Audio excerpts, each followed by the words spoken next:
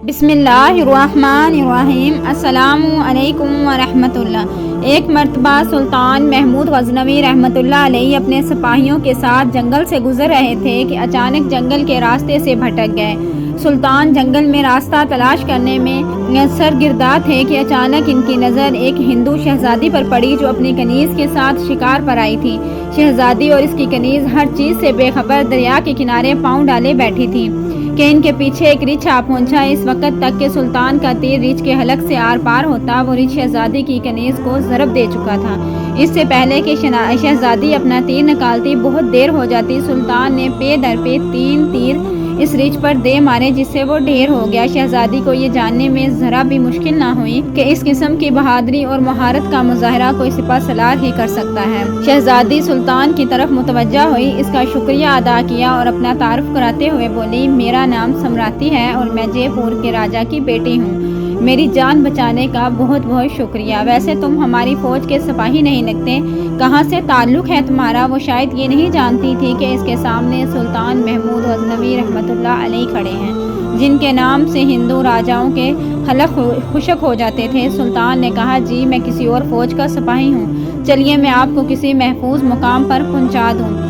आप मेरे पीछे चलती जाएं। अंधेरा बढ़ता जा रहा था, अगर रास्ता ना मिला तो शायद रात इस जंगल में बसर करनी पड़े।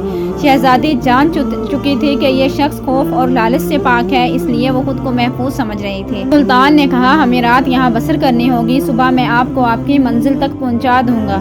सुल्तान ने महसूस किया कि वो शायद जंगल की सर्दी बर्दाश्त ना कर सके, इसलिए इसने इसकी तरफ अपनी चादर फेंक दी।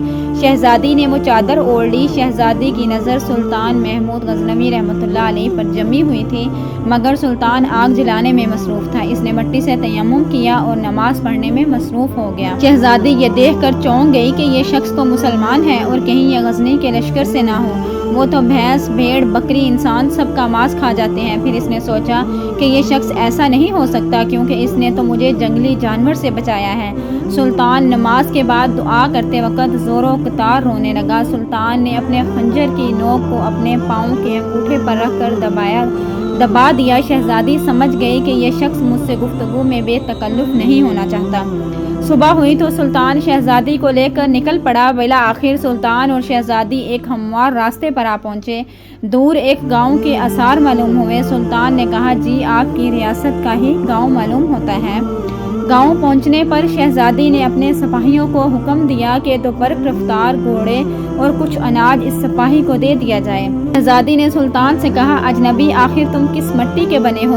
सारी रात तुम अपने खंजर से अपने ज़ख्म को करेदते रहे हो और मेरी तरफ कोई तवज्जो नहीं दी। सुल्तान ने कहा, शहज़ादी इसलिए अपने ज़ख्म को करेदता रहा कि आपका हुस्न मेरे ईमान को ज़द ना पहुँचाए और मेरी तवज्जो मेरे दर्द की तरफ रहे। शहज़ादी ने सुल्तान से कहा, तुम्हें ये मौका गंवाना चाहिए था। हमसे खलवत में मुलाकात के लिए लोग अपनी रियासत से दस्तबरदार होने को तैयार हो जाते हैं। सुल्तान ने कहा, मैं मुसलमान हूँ और प्यारे नबी सल्लल्लाहु अलैहि वसल्लम का गुलाम हूँ। मेरी नज़र आपके जिस्म पर नहीं बल्कि अपनी रूह पर है। शायद मेरे जिस्म से गुनाह का दाग धुल जाता, लेकिन रूह पर इस गुनाह का दाग लेकर मैं अपने प्यारे नबी सल्लल्लाहु अलैहि वसल्लम के सामने कैसे पेश होता? मैं एक सच्चा मुसलमान हूँ। शहज़ादी ये जवाब सुनकर बेहद मुतासर हुई। शहज़ादी ने कहा, अपना और अपनी फ़ौज का नाम तो बताते जाओ। सुल्तान बोला, मुझे महमूद गज़नवी कहते हैं और गज़नी फ़ौज का सिपा सलार हूँ। ये कहकर सुल्तान ने घोड़े को एड़ लगाई और सर पर दौड़ाते हुए नज़रों से ओझल हो गया। सुभान अल्लाह।